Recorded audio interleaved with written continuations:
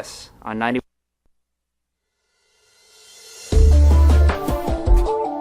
It's time for the Russ Belville Show's Cannabis Q&A with Dr. Mitch Earleywine.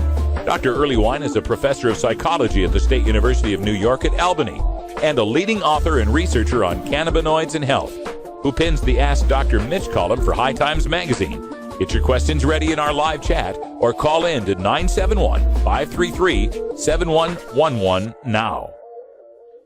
Welcome back, everybody. Half past, and we've got Dr. Mitch on the line. Welcome back, Dr. Mitch. Pleasure to be here. We're 2 Mondays away from marijuana legalization, marijuana election night 2014. How you feeling about the prospects? Cautiously optimistic, more so for some than others, but I honestly would rather be the Pollyanna and say they're all going to pass. Oh, yeah. Yay. Well, that's good news. I like that. That makes us all feel better. Folks, get your questions into our chat room, or you can dial in at 971-533-7111. But we always start off giving Dr. Mitch the first word in cannabis science. And, you know, this is one of those rare occasions where my guest on the show is doubly appropriate. And that is, you are also the chair of the NORML Board of Directors. And I wanted to talk about this hearing that starts today on assessing marijuana's Schedule 1 value, or constitutionality, I suppose. What can you tell us? I've been working behind the scenes on this, but Paul Armentano's been really stellar, and Dr. Greg Carter gave a phenomenal presentation and got cross-examined by some of the weirdest attorneys I've ever heard, and answered a bunch of obscure, ridiculous questions, including how much marijuana he smokes, which I think should be completely irrelevant.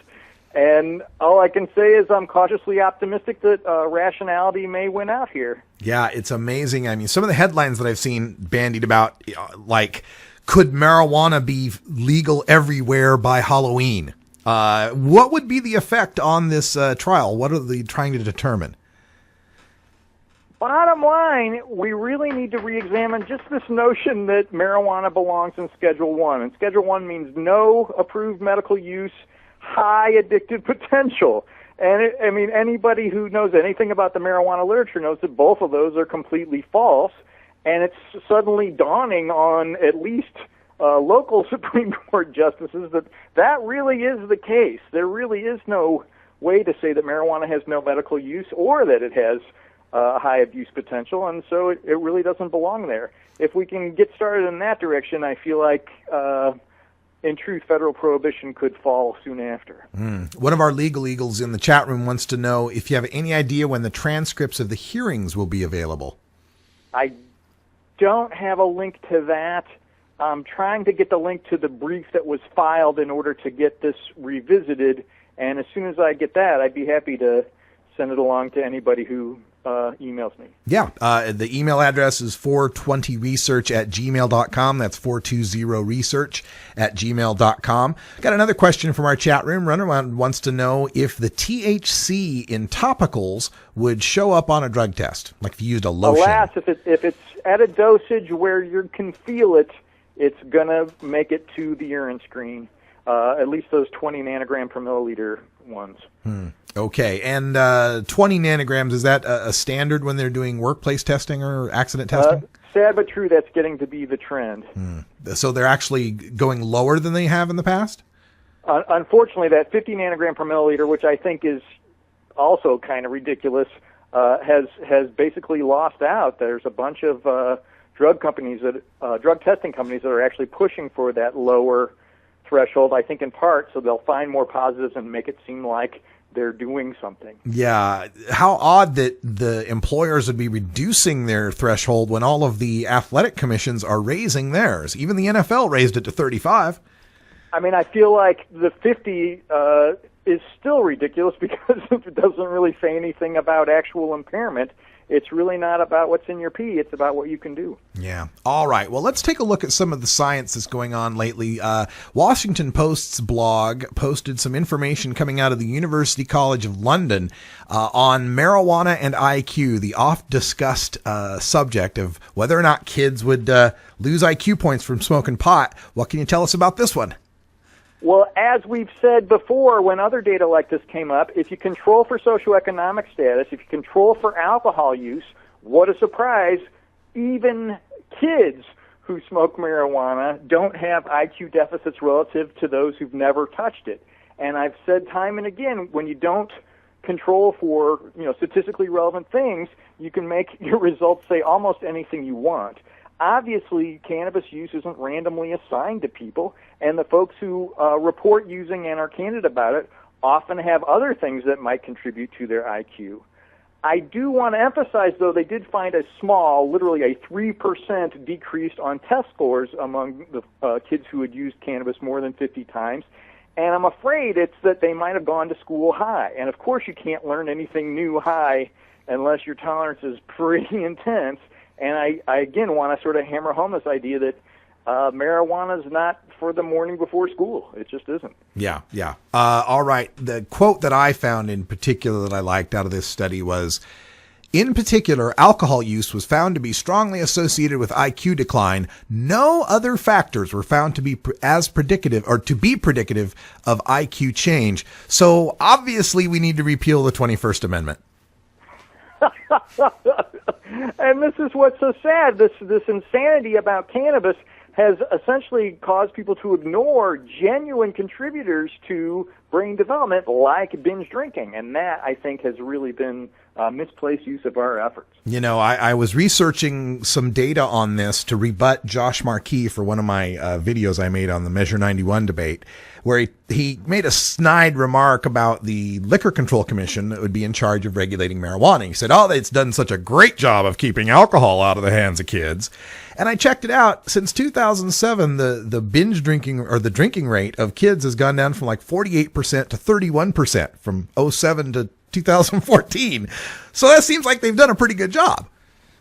And in fact, they did it not by busting a bunch of people, but by spreading the word that binge drinking actually has negative consequences and pointing out that it's not the norm to binge drink, that far and away most Americans, particularly teens and college students, do not crank down 6 beers at a shot, but in fact often have 2 beers or less per drinking episode and rarely drink more than 3 times a week. And this is something I always address when we, one of the stock fears or assumptions prohibitionists use is this idea that if it's legal, well, more kids will smoke pot. And I always think, really, whether or not more kids smoke pot isn't as relevant as whether or not harm goes up.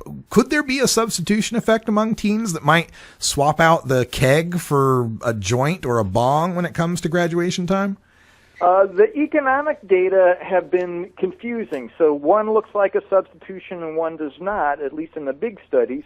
But I want to emphasize, too, that the Colorado data suggests that teen use has gone down, not up. I think taking away that forbidden fruit rebellious aspect of the plant somehow makes it lose some of its appeal. All right. And another cannabis science story here out of Bloomington, Indiana. Researchers at Indiana University's Bloomington Department of Psychological and Brain Sciences were awarded a $275,000 grant from the National Institutes of Health to study the effects of marijuana on brain connectivity in current and former users. What, could they actually be getting money to study something good about marijuana, or is this another let's see what bad thing it did?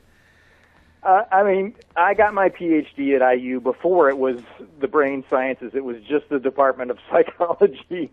And I don't know these researchers personally, but they're really from a schizophrenia tradition, and they're good neural network modeling folks. So basically what they do is they plug the data into some pretty complicated statistical programs, and they will find something. Like, it's just going to happen. What I'm worried is that they're going to emphasize that somehow cannabis exposure in the brain makes the brain less efficient, or, they're going to have some words around that, in part because that's how you keep getting funding for this sort of thing. But in fact, if they can't translate it into some real behavior that actually matters, I'm really going to be super critical. And you'll notice that my advisor, of course, is still at Indiana and not a part of this grant. Okay. When I heard this, the title of a study like that, I get to thinking, being a creative person, as to how cannabis affects me. And it tends for me to be able to take very separate things and be able to synthesize them into where their commonalities are. These compare and contrast kind of exercises are fun and easy for me, and they seem to be more fun and easier when I use a little cannabis. So if you could design such a study, how would you find out if such a thing is true? In truth, Russ, I feel like you're genetically at an advantage when it comes to divergent thinking. Man, I have heard you put some wild ideas over the years. So, cannabis or not, I feel like individual differences are definitely contributing.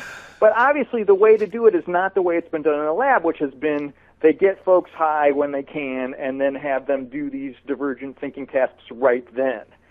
I feel like the creative part is really, and I feel like I've had this experience even with you, in that incubation period where you jam all the facts into your head and then you need to like let it go for a minute and to get high then and then come back and then pop, suddenly they connect.